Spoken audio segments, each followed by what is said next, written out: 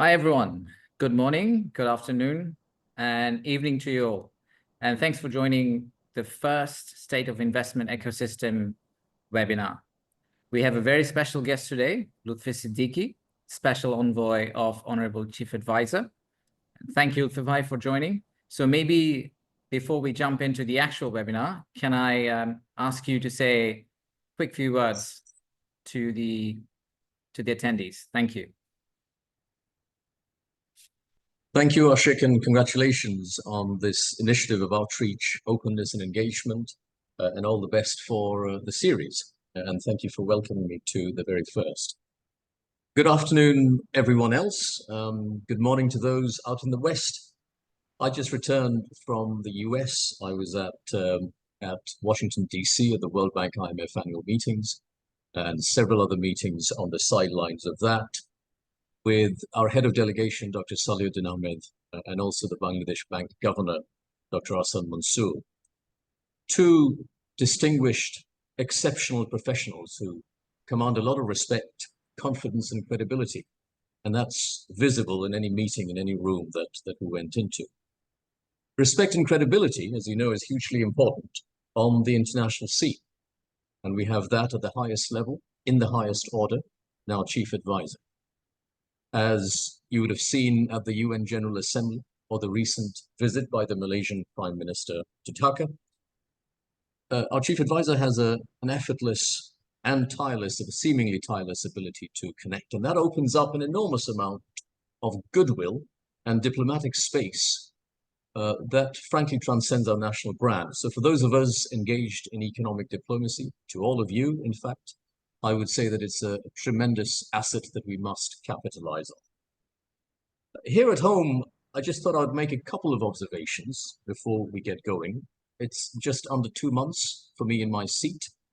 My first observation is that I've never, in all the jobs and roles that I've had around the world, I've never felt as much respect for my colleagues or co-workers, each of the advisors and many others, that I feel in this role.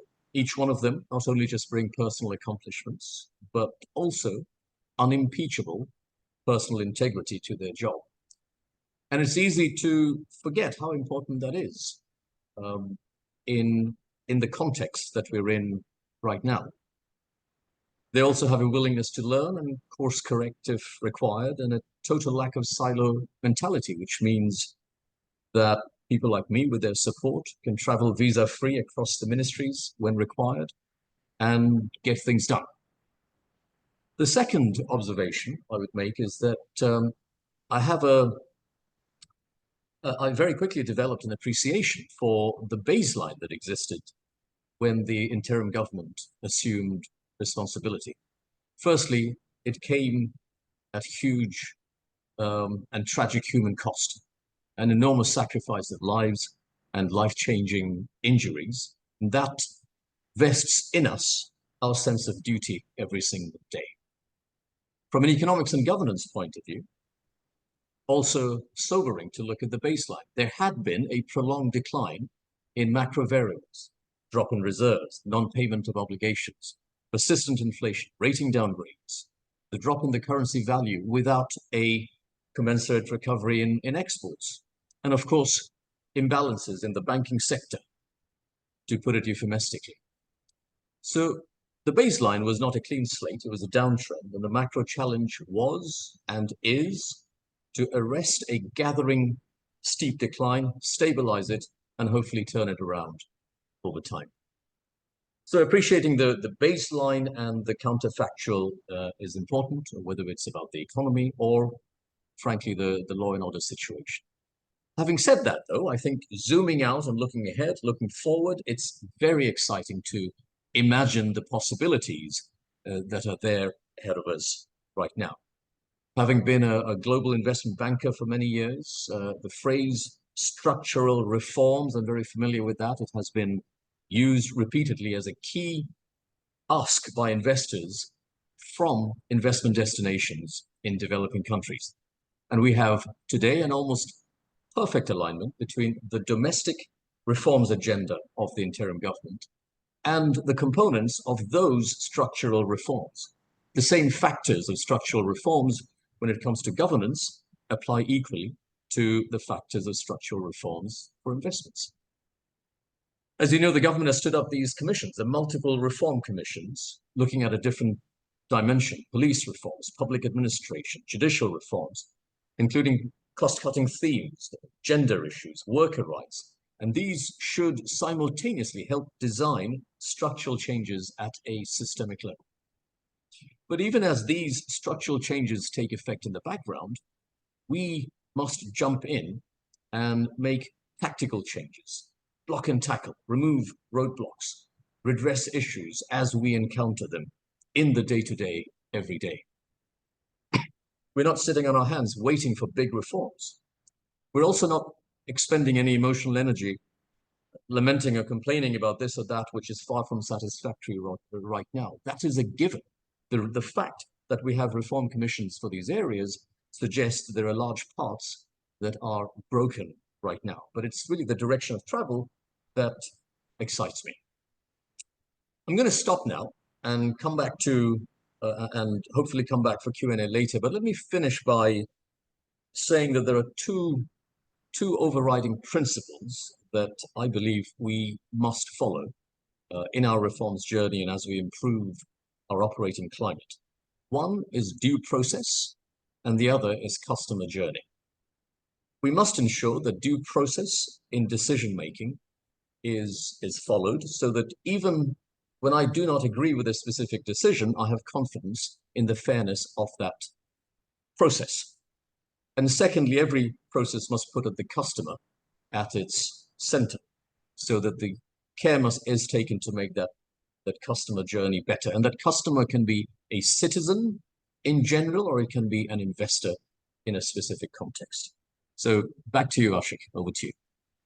Thank you. Thank you very much. And that's a very nice lead into my presentation. So, and I promise you, it's not going to be a 50-slide presentation, just like what we have had seen before. But as you probably know, I'm 3 weeks into this job, and I'm ever so thankful for all the staff members, just like he is, the members of Bangladesh Investment Development Authority, Economic Zone Authority, the wider government machinery for the support I had received. I can confirm that having a demanding Nobel Prize winning head of state boss is not an easy task. But let's jump into the presentation. Let me share my screen.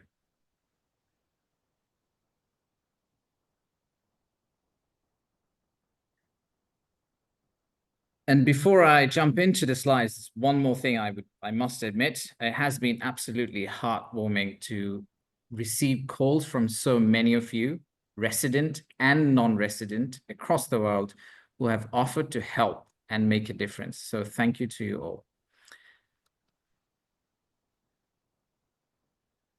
The purpose, let's start with the purpose of this meeting. And the idea behind this is really to create a platform where we can all interact and have a common dialogue.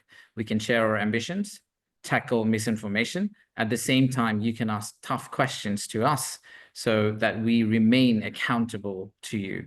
This will happen on a regular basis. We will have guests coming in, the likes of Lutfey this time, hopefully the likes of the Governor, Central Bank next time. And we keep on coming back in a report card format to you with the actions we have taken and the actions we are likely to take, and where we would interact with you and how we could interact with you. We'll take your suggestions on best practices. As you had seen in the original invite, we had an option to ask questions and share comments, and we have taken some of those into our presentation. So you've probably seen this slide before. I'm not going to try to explain what it really is. We as a country have generally undersold ourselves, or at least not performed to the degree that we believe we can. The same goes to this slide. When you look at the stock, we have stayed in the traditional side of FDI, whereas some other markets who happen to have very similar fundamental strengths have gone into a very different direction. Now, very recently, as you probably know, Be Ready Index, which replaces the Ease of Doing Business Index by World Bank, was published. And this is where Bangladesh sits. Again, very similar picture to what we had known before and what we had come across personally in real life. So how do we tackle this? How do we solve this problem? So we firmly believe that the most crucial factor in attracting foreign direct investment or attracting investors to invest in Bangladesh, whether it's foreign or local, is by making sure the current investors are well looked after. So we're calling it the project ambassador.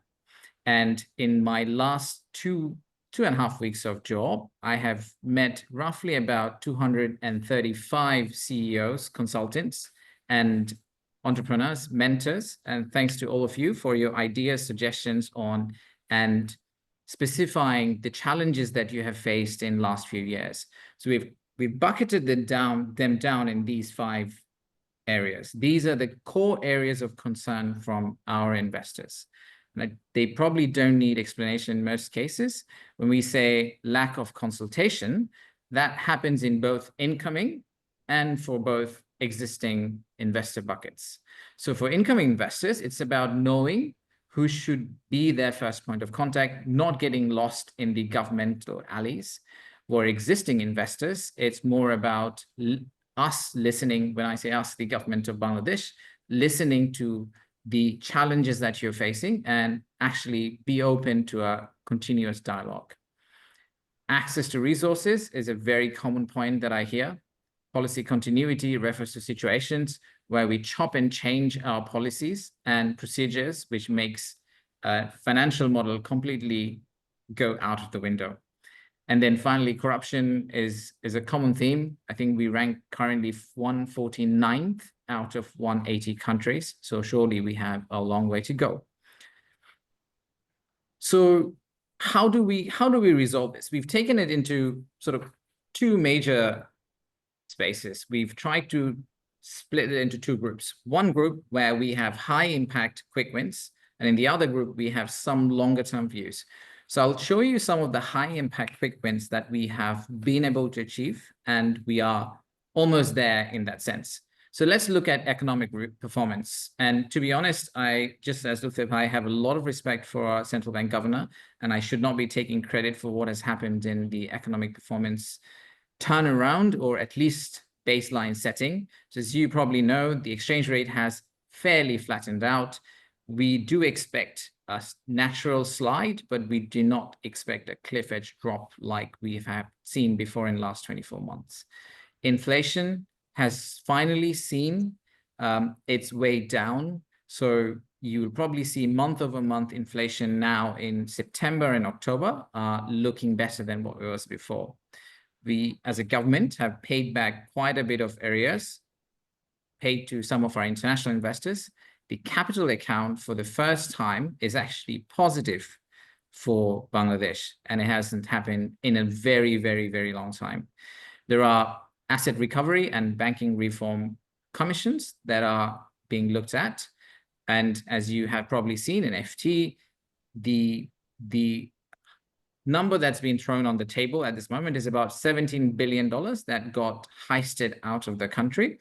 So I'm not really sure that we're going to get the whole money back, but it is quite significant for a country of our size and stature. And therefore, we will run a process to see how far we can go in recovering some of the assets lost by the country.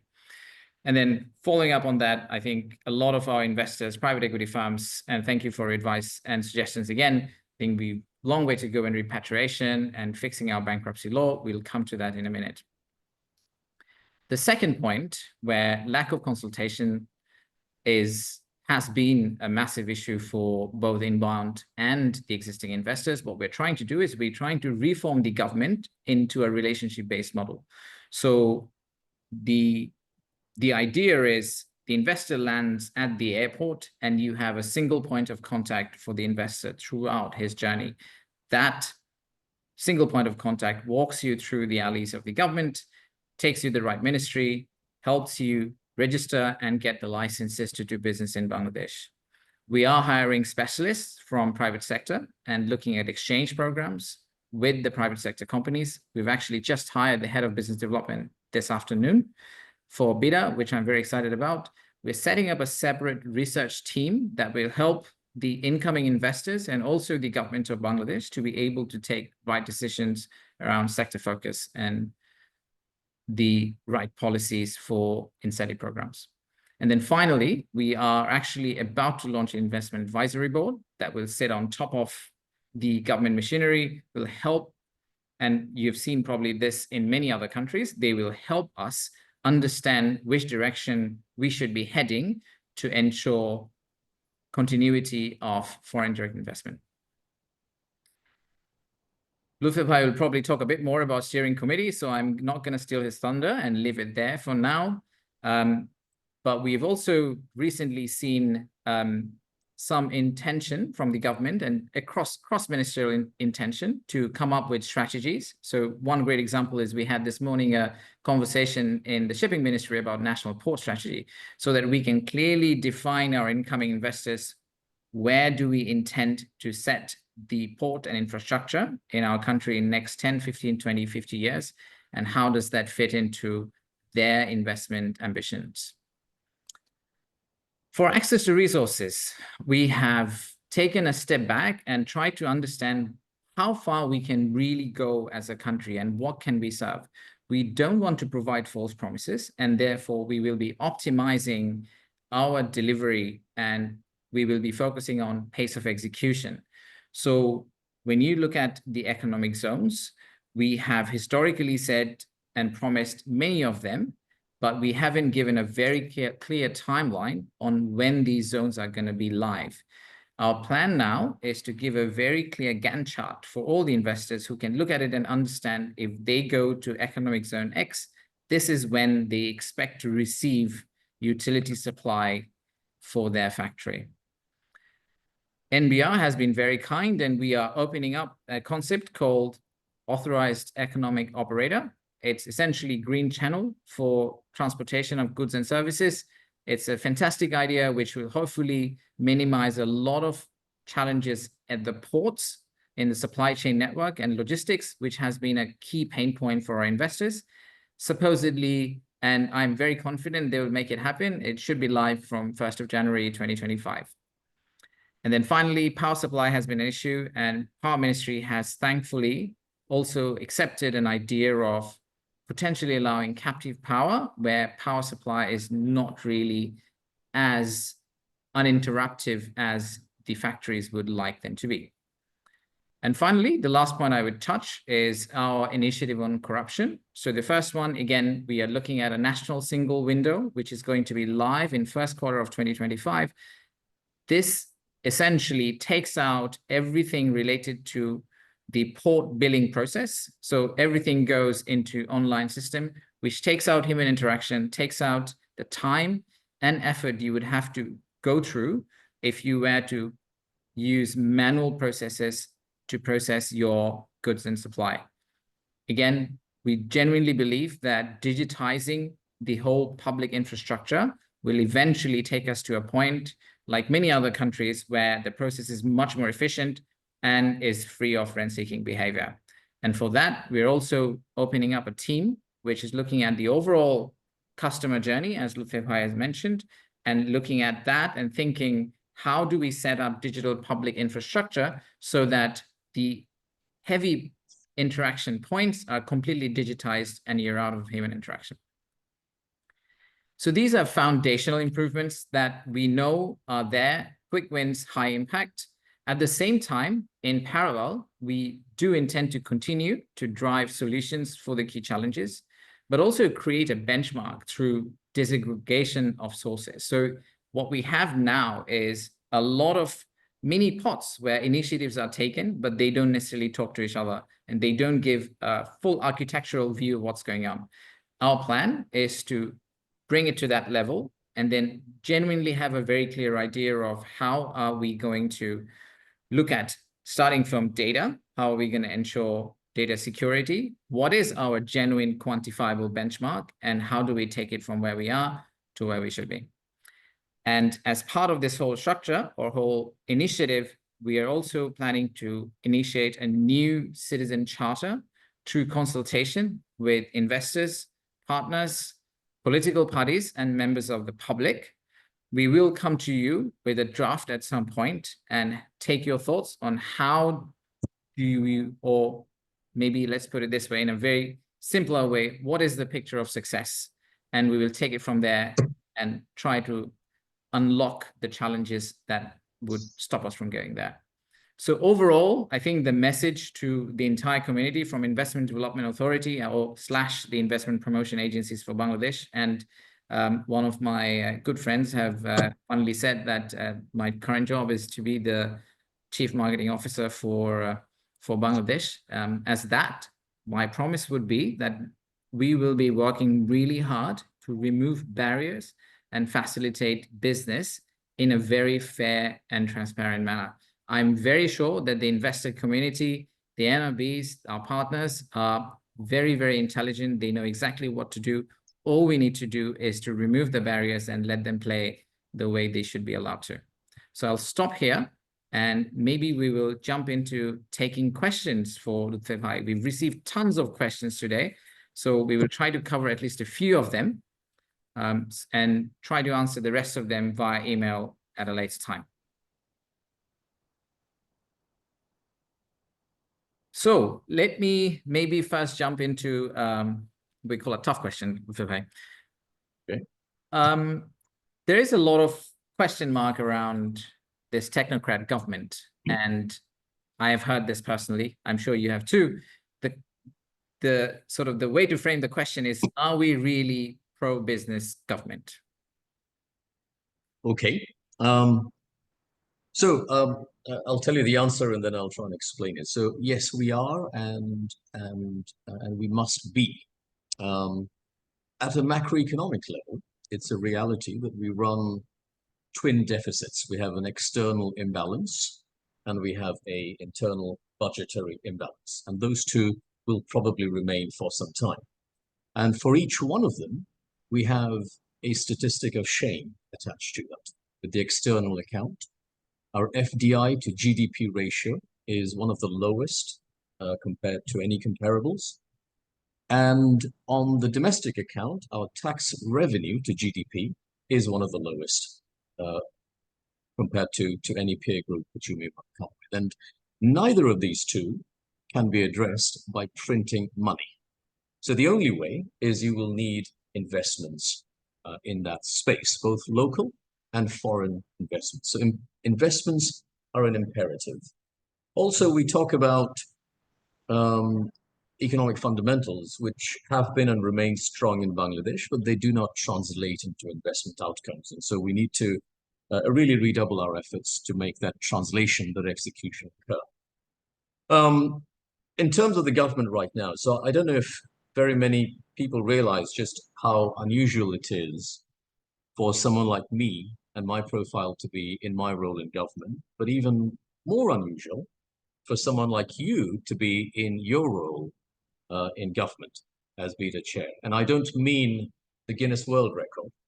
I mean the private sector experience, the fact that you've experienced this ecosystem from the other side of the table, having interacted with people who are now your counterparts in Singapore, Indonesia, etc. And I think it's a statement, the fact that we arrived less than 2 months into the life of this government, of the seriousness with which the government looks at this space. Now, we're also very mindful of the concept of ease of doing business. And most of the time, people talk about ease of doing business by business. But actually, there's also a big part of that, which is the lack of ease of doing business inside of government.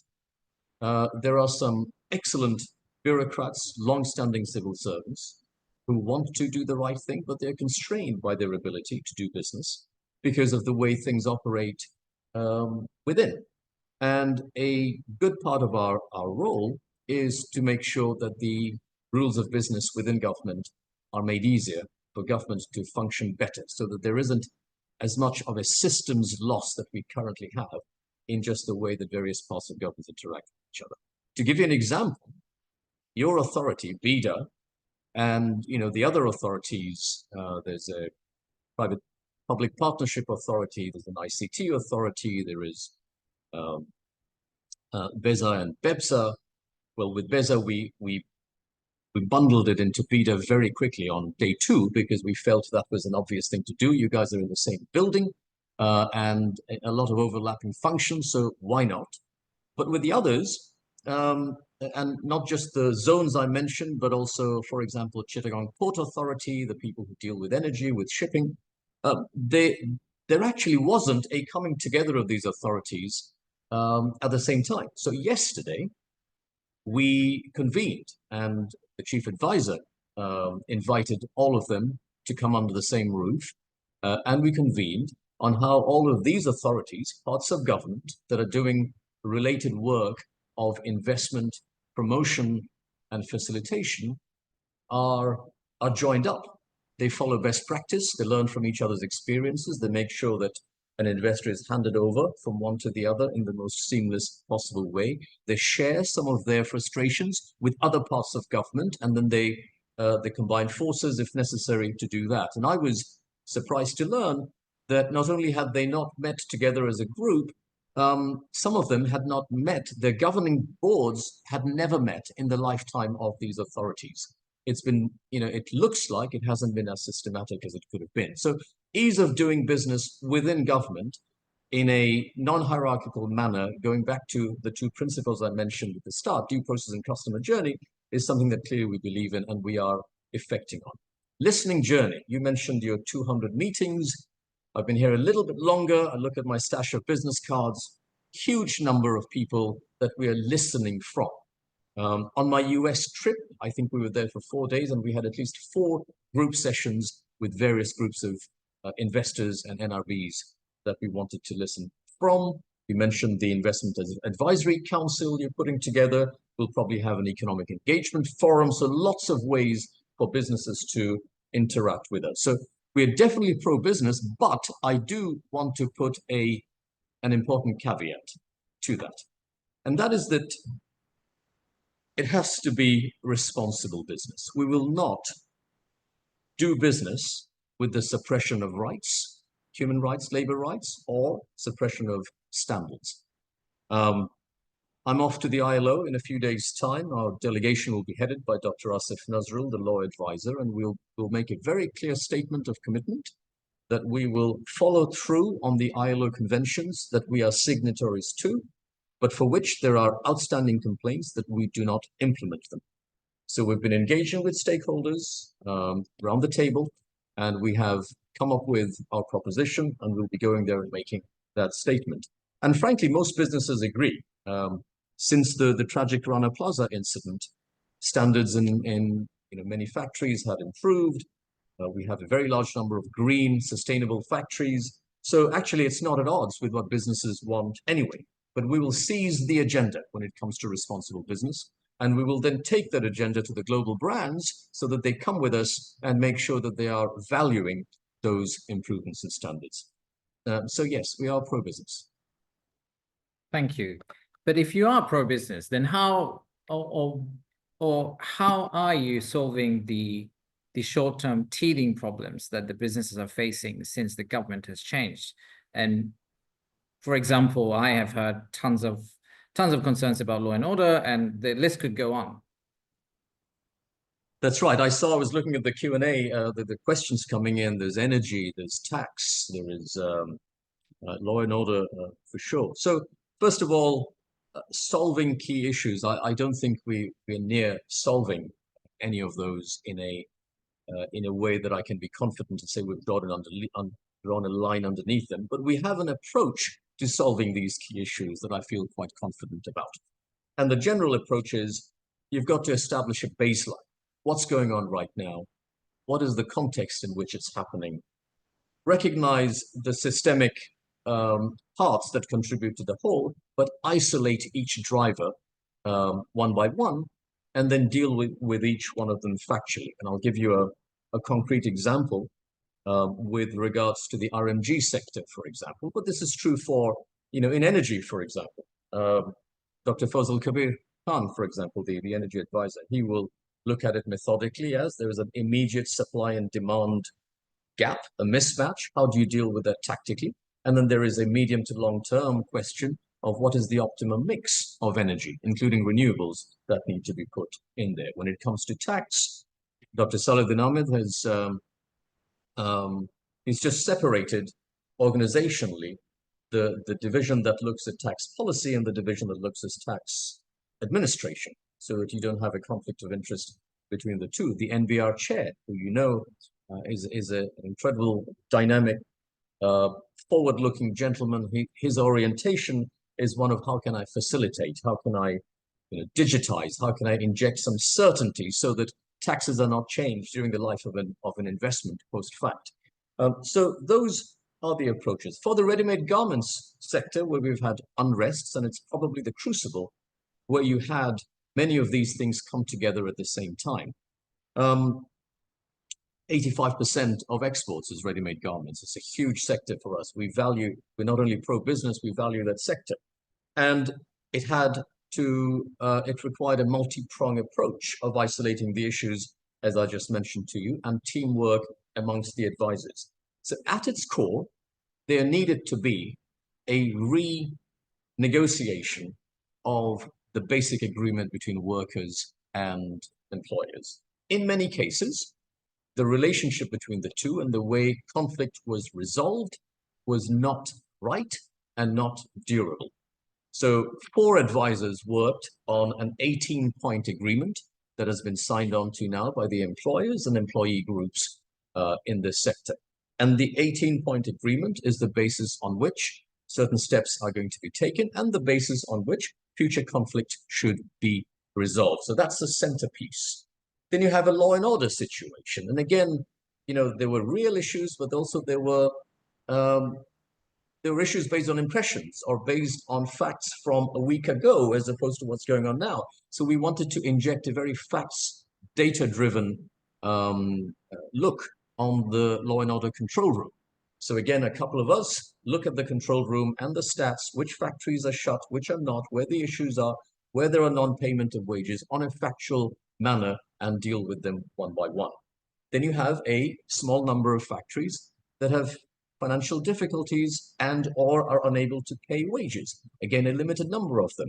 You can look at them in isolation. If there is a requirement for liquidity assistance, we can look at those. If there is a requirement to look at the other corporate restructuring, we can look at those as well. And then finally, the bit about global buyers. I and many others have been speaking to the global buyers to make sure that they're reassured. And again, when we make sweeping comments about buyers are taking orders away from here and removing them elsewhere, they have to be based on facts. And they have to be based on a sense of proportionality. So we're looking at that as well. So these are the ways you isolate and you block and tackle, and then you monitor, you learn from mistakes, you learn from lessons, and then you course correct as you go along. So that is the approach that we're taking to these key issues. I wouldn't say we have resolved these key issues yet. Right, thank you. We were talking about it this afternoon. So, and if surprisingly it came up, or unsurprisingly it came up in the questions, given your background in Singapore and your understanding of the economic growth journey that Singapore has gone through, what kind of initiatives, or do you plan to implement initiatives that Singapore has done, and especially in this investment promotion space, to support and strengthen Bangladesh's business ecosystem? Right. Well, it's probably a question for both of us, but I'll start.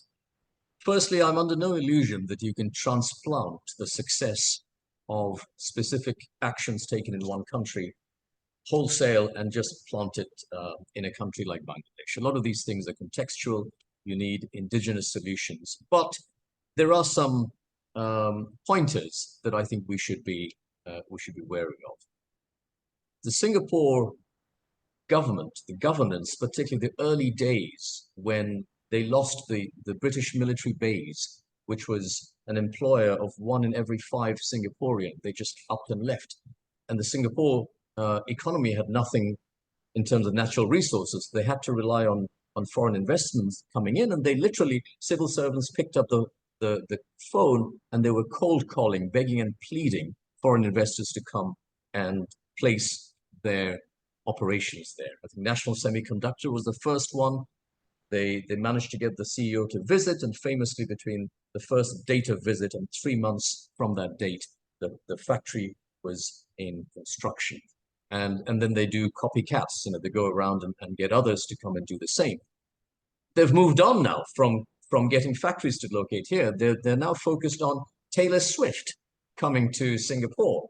And as you know, Taylor Swift's concerts this year generated so much money for the economy, Singapore had to upgrade its national GDP projection because of that.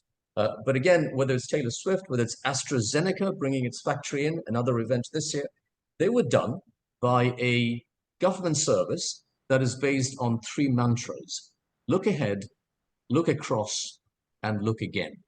So they look ahead to see where are the turns, where are the corners, how can we get the businesses of the future? Look across, meaning what is it that others are doing so that we're not reinventing the wheel and we're taking the best of those. And then look again is maybe we turned something down last year, but maybe the context has changed. Can we keep an open mind and continue with that going forward? Time-bound execution is hugely important. We have foreign investors, potential reputable investors here right now in our system who have been stuck there for 7 or 8 years.